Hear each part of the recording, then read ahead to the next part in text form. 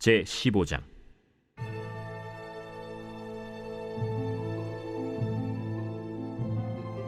그 후에 압살롬이 자기를 위하여 병거와 말들을 준비하고 호위병 50명을 그 앞에 세우니라.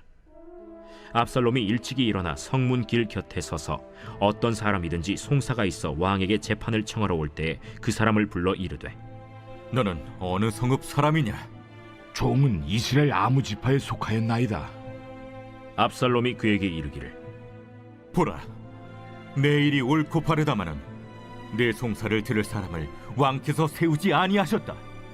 내가 이 땅에서 재판관이 되고 누구든지 송사나 재판할 일이 있어 내게로 오는 자에게 내가 정의 베풀기를 원하노라 하고 사람이 가까이 와서 그에게 절하려 하면 압살롬이 손을 펴서 그 사람을 붙들고 그에게 입을 맞추니 이스라엘 무리 중에 왕께 재판을 청하러 오는 자들마다 압살롬의 행함이 이와 같아서 이스라엘 사람의 마음을 압살롬이 훔치니라.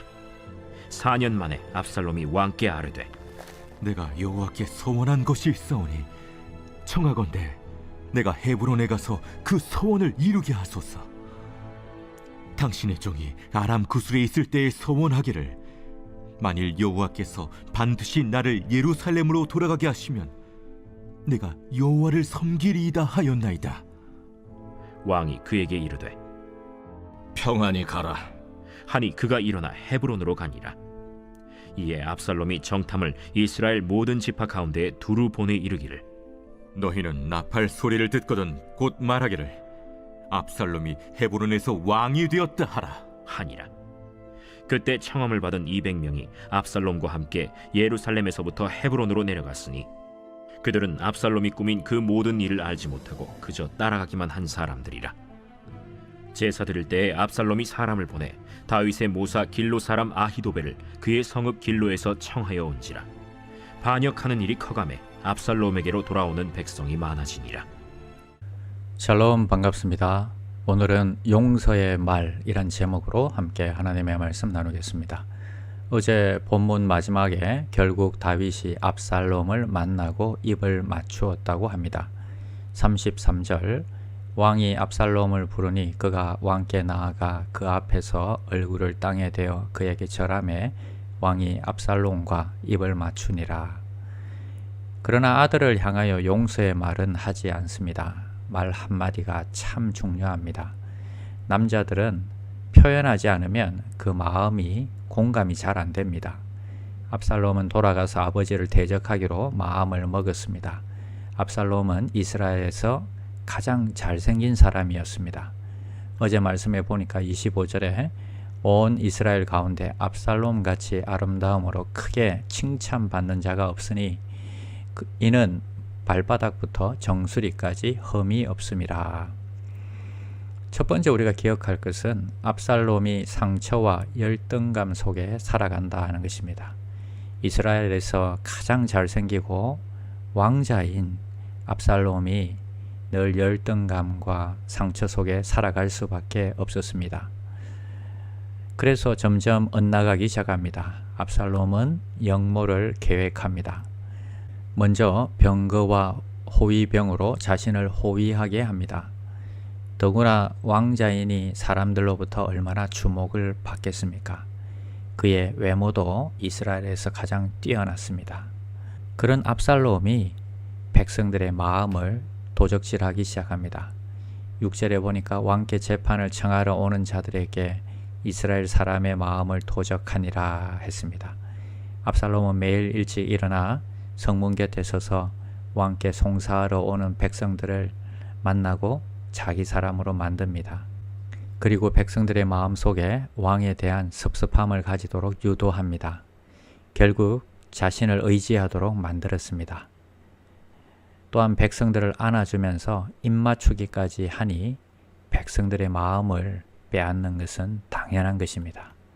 압살롬은 왜 아버지를 향하여 역모를 꾀할까요? 가만히 기다리면 자연스럽게 왕이 될 것인데 열등감과 이 상처가 계속 올라오는 것입니다. 아버지를 넘어서서 인정받으려고 하는 것입니다. 그러나 성경은 무릇 지킬 만한 것보다 내 마음을 지키라 했습니다. 두 번째, 다윗은 왜 자녀 교육에 계속 실패하는 것일까요? 다윗도 아버지 이새에게 늘 인정받지 못했기 때문입니다. 사무엘이 새로운 왕을 찾아서 이새의 집을 방문했습니다. 그의 아들들을 보기를 원했을 때 그의 아버지의 생각 속에 다윗은 없었습니다. 인정받지 못하고 있었던 것입니다. 결국 자신도 아버지로부터 사랑을 받지 못했기 때문에 자기의 아들 압살롬에게 무조건적인 사랑을 부어주지 못하는 것입니다. 용서하고 믿어주고 인정해주지 못하는 것입니다. 압살롬의 마음 속에는 아버지를 향한 정오가 이미 싹트고 있었습니다. 급기야는 아버지 다윗을 향하여 역모를 꾸미는 것입니다. 세 번째는 백성들의 시각도 문제가 있습니다. 단순한 일반 백성들에게 보여지는 압살롬의 모습은 다윗보다 훨씬 따뜻하고 나은 것 같습니다. 그러나 성경은 이것이 계획이 된 가식적인 행동이었음을 이야기합니다. 우리는 이렇게 작정하고 우리를 속이려고 하는 사람들을 어떻게 구별할 수 있을까요? 첫 번째는 영적인 통찰력이 있어야 마음을 지킬 수 있습니다. 여러분, 내 귀에 듣기 좋은 말을 해준다고 해서 다 나의 편은 아닙니다. 어떤 면에서는 나에게 바른 말을 해주는 사람이 나의 편인 것입니다. 우리가 주님과 깊은 교제 가운데 있을 때에 영적인 통찰력을 잃어버리지 않습니다. 늘 성령에 민감한 귀한 종들이 되시기를 바랍니다. 두 번째는 사람보다는 예수님께 집중해야 마음을 지킬 수 있습니다. 다윗은 주 예수 그리스도를 예표합니다. 백성들은 다윗을 만나러 오다가 어리석게도 자신들에게 친절하게 대해주는 압살롬을 지지하고 다윗을 떠났습니다. 오늘날도 성문 앞에서 압살롬의 향기로운 입맞춤과 같은 유혹에 넘어가는 사람들이 많이 있을 것입니다. 우리는 주위의 소리보다는 주님의 뜻이 무엇인지 계속 물어야 합니다. 내 생각과 내 뜻보다는 주님의 뜻을 먼저 물어보시는 귀한 종들이 되시기를 바랍니다. 결론은 용서의 말 한마디가 중요합니다. 예수님이 우리를 치유하실 수 있는 것은 우리 죄를 용서하셨기 때문입니다. 그리고 기억도 하지 않으신다고 하십니다. 만약 지금 내가 네 죄를 용서해 주니 앞으로 잘해 이렇게 말씀하셨다면 우리 마음이 얼마나 힘들겠습니까? 진정한 용서가 관계를 치유하고 살리는 것입니다. 기도하겠습니다. 이미 상처받고 열등감을 가지고 살아가는 것은 어쩔 수 없지만 주님의 사랑을 경험하고 깨끗하게 치유되는 것은 내가 결정할 수 있습니다. 내가 주님을 의지하고 믿음으로 산다면 가능한 것입니다. 늘 주님 안에서 치유를 경험하고 건강한 가정과 목장과 사회를 만들게 주님 도와주시옵소서. 이번 주 오실 황성주 목사님 집회를 통해서 주위에 믿지 않는 분들에게 전도의 기회가 되게 하여 주시옵소서. 예수님의 이름으로 기도드립니다. 아멘.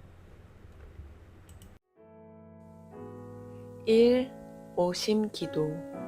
하루 5번 마음을 다해 드리는 기도. 나는 죽었습니다. 제가 주인이 아니고 예수님이 저의 주인이십니다. 예수님은 십자가에서 죽으시고 부활하셨습니다. 부활하신 예수님을 가슴으로 만나서 따라가며 간증합니다. 사랑하는 가족과 함께 영광스러운 승리를 노래합니다.